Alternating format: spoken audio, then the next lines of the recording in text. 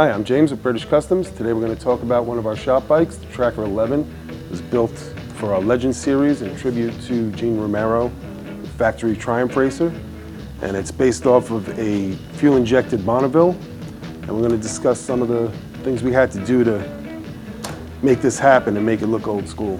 So we got to know Gene Romero over the years, and through our discussions about his achievements and the races he won on his 70s Trackmaster for the Triumph race team, we decided that he'd be a good candidate for our Legend series builds that we were doing. And to achieve the look of his bike, we knew we had to start with a Trackmaster tank. So these tanks are normally constructed of fiberglass, but for today's fuels that eat away at fiberglass, we wanted something a little more durable, because we're going to be riding on the street, not really racing it. So this tank was supplied to us by Richard Pollock, the godfather of street tracker.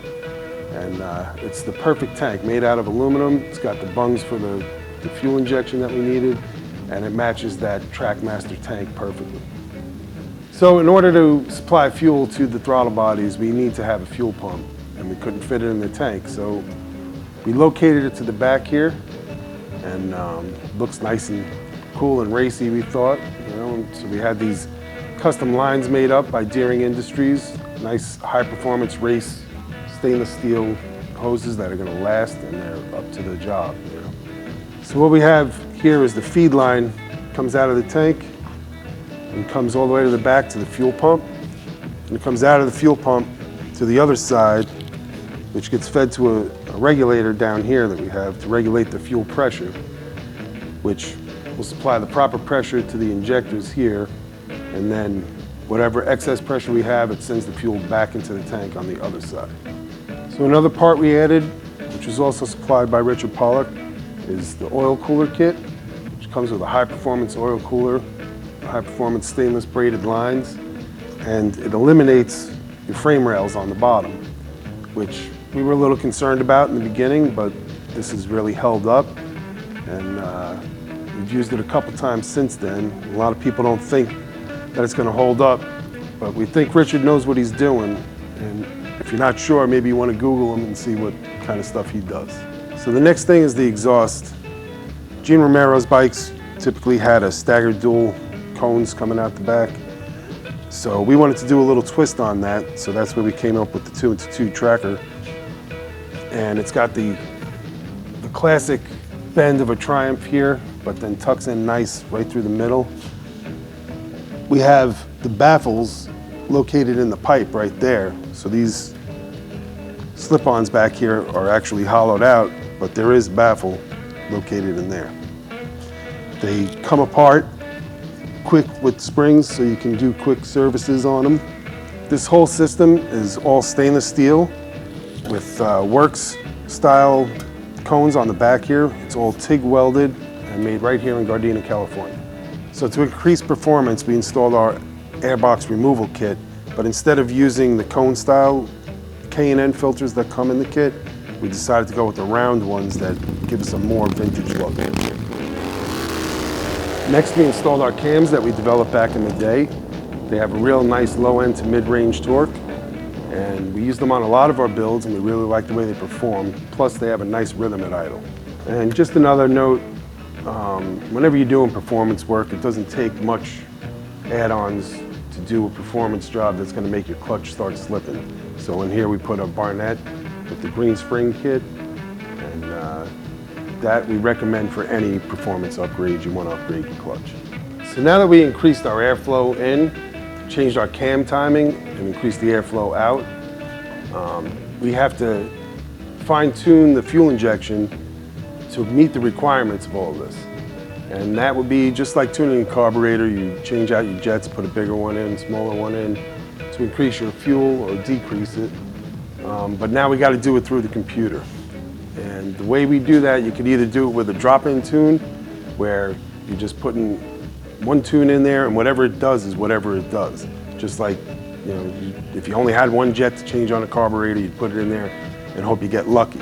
Or you can actually tailor it to this exhaust, to this cam, to this intake, so that it all works flawlessly together. So with the Power Commander, we were able to send it down to Mickey Cohen Motorsports, where he puts it on a dyno, and he can tune it at all throttle positions, wide open throttle, all RPMs. You know, you could do that on the street, but you'd probably run out of street real fast. So do it on the dyno, it's a lot safer, and you get precise readings all on the computer. You adjust your fuel injection to meet all your requirements in every RPM range, and the bike runs nice and smooth. Another item we added here is a triple clamp that we developed that we use on our Eddie Mulder Triumphant bike, the Tribute bike, and this bike. And it was made to hold the number plate. It doesn't hold the headlight. It's only got those two holes, but 2 holes to hold your handlebars, and that's it. CNC'd out of billet aluminum, and it's a nice minimalistic, clean look. So typically we like to use XL rims on most of our builds, but on this one we wanted to go with a more vintage styling, so we used this rim by Barani.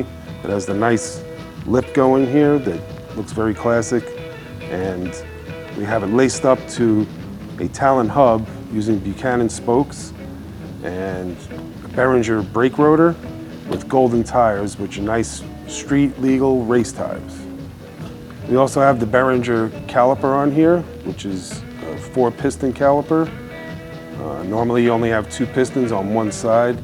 Now we have 2 pistons opposing each other, both sides, so they're squeezing both on the rotor. Normally your caliper would have to move as your pistons push on the rotor. So it grabs a little bit harder that way. So both the front and rear suspension have been custom tuned specifically for this bike by Pierre at Works Performance.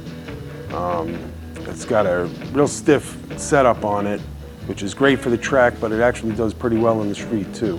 And it's great for when you're going real fast and going sideways.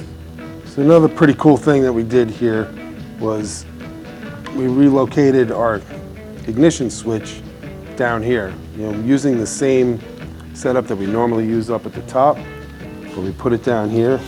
It's pretty cool. It comes right up above the kickstand. People have asked if it's been a problem down there, if anything's going to get damaged. Well, it's been holding up, no problem. So we also have a Behringer master cylinder, which is really cool looking, but it functions really well too. This is a radial master cylinder, meaning that the plunger is going in this way, so when you squeeze it, it's instant. Whereas on your stock, you have to push a lever that's going to push this way, so that all adds up. This is just instant right to the master cylinder. The clutch lever is also a Behringer, and what's cool about this, it has 2 sealed ball bearings in there, which keeps it nice and smooth, and you don't get like crazy rattling that you would normally get.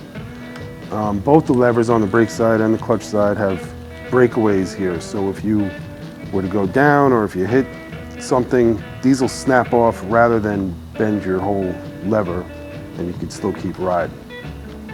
So these are tracker handlebars. They're made out of 304 stainless steel tubing. It's all mandrel bent. They're 35 inches wide, so it's like a beach bar. It's really good for cruising, but it's also really good for racing. We've used it a lot racing. Matched up with our 4-bolt risers makes for a real nice stiff handlebar. There's hardly any flex to this. They are available in either black or polished, and they're made right here in the USA. For a super clean look on our handlebars, we got these switch housings from Tour at CC Motorcycles. As opposed to the bulky stock switch housings, these are just super clean. Just got an on and off and our start button, and really makes it nice and tight here. So for another classic look, we installed our Bates foot pegs. It uses the original Bates foot peg mold, and they're made right here in the USA. Finally, we stripped down our frame and we cut off all the mounting points that we weren't using, the foot pegs, side covers. We smoothed them all out, cut off the tail section here. We sent it down to Specialized Coatings in Huntington Beach. Had it powder coated this nice gray to match Gene Romero's bike. And then we wanted to match Gene's seat the best we could, but we wanted to keep it bolt on. So as custom as this looks, this will bolt right onto a stock frame using mounting points that are already there. The only thing you would have to do is cut off your tail section here. The tank was hand striped and custom painted by Matt Means at Anaheim Rod and Custom, and really got onto that nice vintage feel.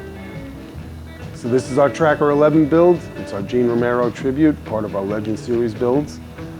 It's our favorite bike around the shop, and we developed a lot of parts on it. We're proud of it. And stay tuned, we'll do some more walk-arounds on our other bike builds around the shop. Thanks for watching.